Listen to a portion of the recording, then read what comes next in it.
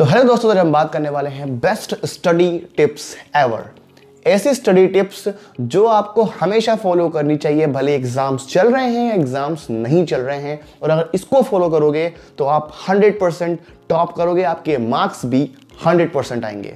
तो total 5 tips हैं जिसको अगर आप फॉलो कर लेते हो तो गारंटी देता हूं कि आप हमेशा किसी भी क्लास में हो हमेशा हाईएस्ट मार्क्स लेके आएंगे और आपकी नॉलेज हाई लेवल पे होगी, आपके पीक पॉइंट पे होगी। तो पहला पॉइंट है डोंट रिलाई ऑन मोटिवेशन। काफ़ी स्टूडेंट्स देखे हैं जो मोटिवेशनल वीडियोस देखते रहते हैं, मोटिवेशनल लेक्चर्स देखते रहते हैं, उस पर रिलाई मत करो। थोड़ी देर का मोटिवेशन होगा, फिर आप अपने नॉर्मल वर्जन में आ जाओगे। तो भाई मोटिवेशन पे रिलाई मत करो, स्टडी हैबिट बनाओ, रोज पढ़ो, 1 घंटा एक दिन पढ़ो, उसको थोड़ा इंक्रीज करो, फिर अगले दिन 2 घंटा करो, फिर 3 घंटा करो, उसकी एक हैबिट बनाओ, डेली स्टडी करो। ठीक है, डेली स्टडी करनी है। उसके बाद जब स्टडी कर रहे हो तो फोन से दूर रहो, अपने फोन को किसी दूसरे रूम में रख दो। ठीक, तो फोन से दूर रहो और डेली स्टडी की हैबिट बनाओ और मोटिवेशन पे रिलाई मत करो। मोटिवेशन थोड़ी देर का होगा, लेकिन जो आप खुद से अंदर से मोटिवेशन लगाओगे वो कैसा आएगा? खुद की हैबिट बनाओ।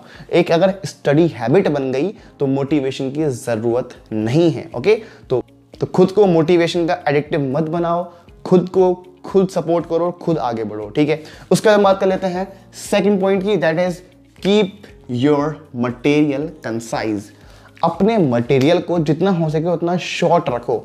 ये नहीं कि घर में 10-20 बुक्स रखी हुई हैं साइंस की, 5-6 मैथ्स की बुक हो रही हैं। नहीं भाई, एक बुक पढ़ो, उसी को ही पढ़ते जाओ, क्योंकि अगर आप 10 जगह से पढ़ोगे तो कंफ्यूज हो जाओगे, कुछ समझ नहीं आएगा, कभी यहाँ कंफ्यूज, कभी वहाँ अलग लिखा हुआ है, और खुद कंफ्यूज होकर कुछ नहीं पढ़ पाओगे। तो एक चीज़ पढ़ो, अच्छे से पढ़ो, और जब वो चीज़ हो जाए पूरी बुक, तब किसी दूसरी बुक पे जाओ। ऐसा नहीं कि एक टाइम पे 5-6 बुक चल रही हैं, उससे कुछ नहीं होने वाला।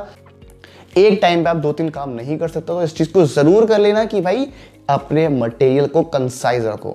ठीक है, अब उसमें कुछ चीजें आप बस रख सकते हो, जैसे स्कूल की टेक्स्ट बुक जो स्कूल में पढ़ाई जाती है, एक चीज।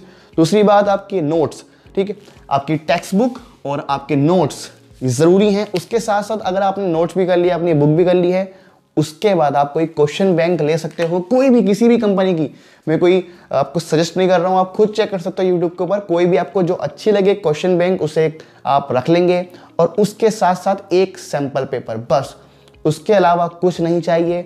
और अगर चाहिए भी तो एक ही रखना, 2-3 बुक से मत पढ़ना। अगर आप कोई दूसरी बुक्स भी डिसाइड करना चाहते हैं कि किसी भी अलग राइटर की बुक है, एक ही राइटर की अच्छे से रिव्यू देख के, लोगों से पूछने के बाद ही खरीदो और उसी को पढ़ो। ये नहीं कि कभी किसी और राइटर की, कभी किसी और राइटर की। ऐसा आपका टाइम वेस्ट होगा, कुछ साबित नहीं होगा, कुछ हासिल नहीं होगा। ठीक है, तो एक बुक पे रिलाई करो या फिर आप किसी एक राइटर पे करो।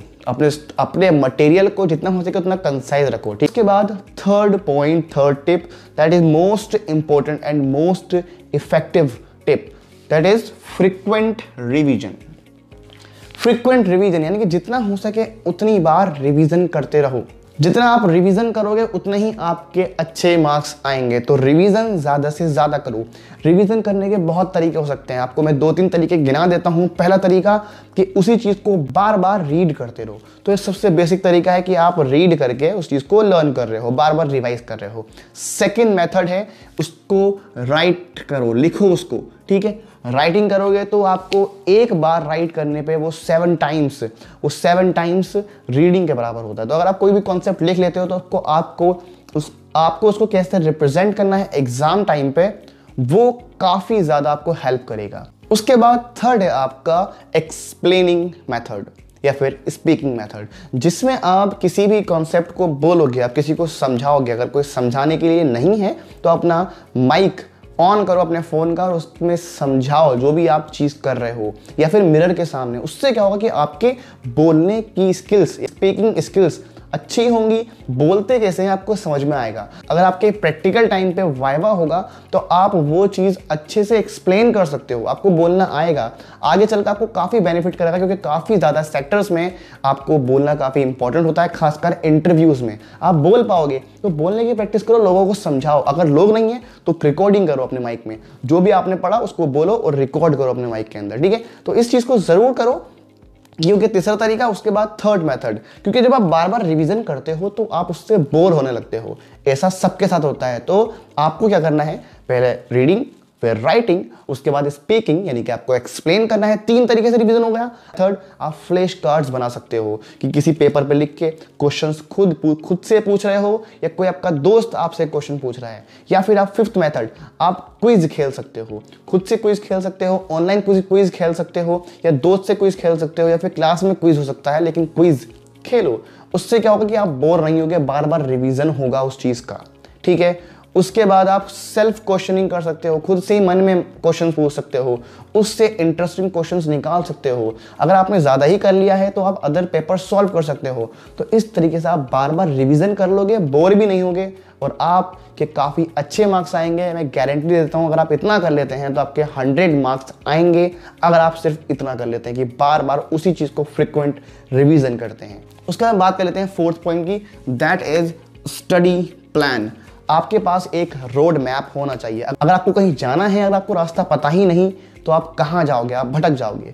तो जब आप पढ़ाई कर रहे हो तो आपके पास एक स्ट्रैटेजी होनी चाहिए, प्लान होना चाहिए कि आप पढ़ने क्या वाले हो, कितने घंटे पढ़ने वाले हो, कितने दिन में आपको सिलेबस कंप्लीट करना है। तो आपको वो चीज़ डिसाइड करनी है, ठीक है। एग्जाम डेट किस लिए होती है, ताकि कोई भी पर्सन, कोई भी स्टूडेंट एक सर्टेन डेट तक ही अपना सिलेबस कंप्लीट कर ले, वरना कोई कर पाएगा और कोई नहीं कर पाएगा। अगर वो डेट शीट ना हो तो कोई भी वो सिलेबस टाइम पे नहीं करेगा। तो इसलिए डेडलाइन बनाई जाती हैं। तो आप भी एक डेडलाइन बनाओ कि आपको अपना सिलेबस, आपको ये टॉपिक कितने देर में करना है, कितने दिनों में करना है। तो एक स्टडी प्लान लेके चलो कि कब पढ़ना है, कब आपको क्या सब्जेक्ट पढ़ना है, कितना टॉपिक पढ़ने हैं, कितना सिलेबस बाकी, क्या सैम्पल पेपर करना है, उसका एक प्लान अपने एक पेपर पे नोट करो। अगर आप लिखते हो तो आपको वो चीज़ माइंड में याद रहती है, आप वो चीज़ कर लेते हो।